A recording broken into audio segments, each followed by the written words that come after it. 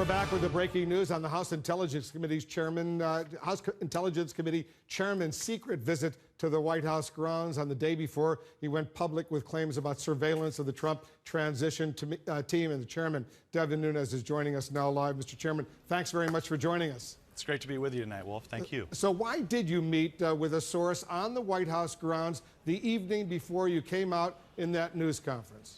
Yeah, well, if it's actually pretty common, probably at least once a week, if not more than that. We have to go to the executive branch in order to read classified intelligence. So that could be the White House grounds, it could be the White House, it could be the Pentagon, it could be CIA. There's a number of places we go. And so I think Jake Tapper reported on this morning. I had spoke to him. This is something I had been working on for a very long time. I was concerned about Americans' identities being either not masked properly or in fact being unmasked in intelligence reports. This actually goes back to before President Trump's famous tweet, as you know, that he talked about putting whether or not he was wiretapped of Trump Tower. And so I'd been working this for a long time with many different sources and needed a place that I could actually finally go because I knew what I was looking for and I could actually get access to what I needed to see. But did you use that SCIF, and a SCIF is the acronym for a sensitive compartmented information facility, did you use that SCIF on the White House grounds? Why not use a SCIF? You have plenty of them up on the House side and the Senate side on Capitol Hill. Well, that is a very good question. So here's the problem. The Congress has not been given this information, these documents, and that's the problem. So because this is executive branch, it was distributed widely through the executive branch. This was from November, December, and January, and these were reports. Just let me reiterate: this had nothing to do with Russia, nothing to do with the Russia investigation. There is no way for the folks that I had been working with to actually to bring this forward to light. There was no way I could view that because they couldn't get it to the House Intelligence Committee. Now, we have requested on March 15th, we sent a letter over to the appropriate intelligence agencies asking that they provide us for all the Americans' names that were unmasked in November, December, and January, actually going back to June. And so we're hopeful that we're going to begin to get through those documents. Those names. We think that the NSA is providing the information sometime this week. It'll take our investigators a while to go through it. But the bottom line is this, is that we have to protect the identities of Americans who are picked up in incidental collection, no matter who that is. It's one of the most important roles of the House Intelligence Committee. We are supposed to be doing oversight. So just to be precise, the information you saw over at the the Eisenhower Executive Office building right next door to the West Wing of the White House, that information originated with the National Security Agency, the NSA? Well, I'm not going to tell you where I was at on the grounds because, of course, those are all classified facilities. But what I will say is that across the whole IC, we are very interested in seeing information across the whole IC. IC is the intelligence community. The intelligence community. Sorry for using acronyms like this, but the National Security Agency is primarily our number one source for our military operations that collect intelligence, collect signals intelligence. So they're the big player in all of this. We're still going to need more information from the rest of the IC, including the FBI. But right now, we're just happy that the NSA is working overtime to get the committee this information because we want to make sure that all Republicans and all Democrats can get access to this. But, Mr. Chairman, if you're trying to protect sources and methods, and all of us understand that, did you think it might be conspicuous for the chairman of the House Intelligence Committee to be visiting the White House complex at night? Wouldn't that by itself risk exposing your source? Well, don't believe everything you read, Wolf. It wasn't actually that exciting. I've read a lot of reports that aren't true. Well, tell us what is true. Number one, I wasn't sneaking on. It wasn't at night. It was in the middle of the sun was out. And I actually stopped and talked to several people along the way. Many foreign dignitaries were there. Some I recognized. I said hello, had conversations with them. So nobody was sneaking around. All it was just a place where I had to go to be able to review this information. Who cleared you for admission? Well, I'm not going to get into how that process works, but the White House has a process for. But was it a White House staffer? Look, well, if I'm not going to get into sources and methods and how we review documents, especially classified information, I mean, this happens all over the executive branch, and it's quite common. Because eventually these records, you know how it works. They're going to come out anyhow, right? Yeah, and look, as I said, this is nothing new, and it has nothing to do with Russia. So why nothing not to do with the Russian why not investigation. disclose it now if it's going to be released in the near term? Because look, this is not something. Sources and methods are kept very confidential.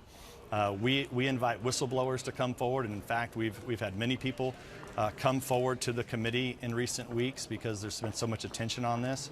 And we want to continue to encourage that. If we start disclosing sources and methods, who's ever going to come forward to the committee to bring us information?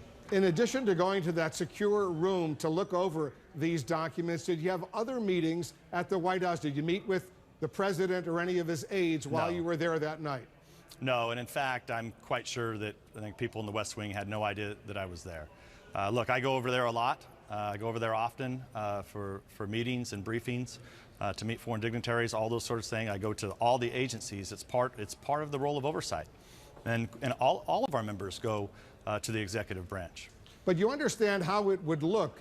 The next day you're coming out, you're giving the president some comfort, and he said, you know, he was somewhat vindicated, if you will. You understand how all of this looks and why it's causing such an uproar.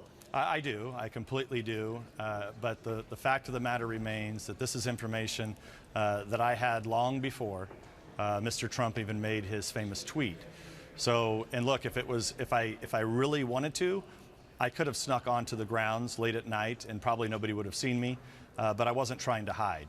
In fact, I stopped and talked to several people there just along the way, including, like I said, many foreigners. By holding the meeting on the White House grounds, it makes it appear that someone in the administration was coordinating the release of this information to you. Is that not the case?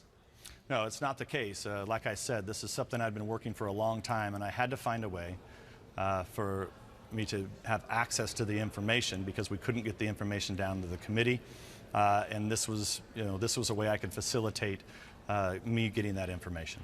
You've described your source as a whistleblower. Was this person going around someone above him or her to provide you this information? The person who shared this information allowed you to access this information, have clearance from his or her supervisors? I know that it's all Washington intrigue to find out about the sources and methods, and I'll say the same thing I said to everybody else, and that is that, look, we're just not going to get in discussing well, when I hear the word methods whistleblower, you were the one who mentioned whistleblower, it usually means someone who's not authorized but feels that person feels has a responsibility to share this kind of information.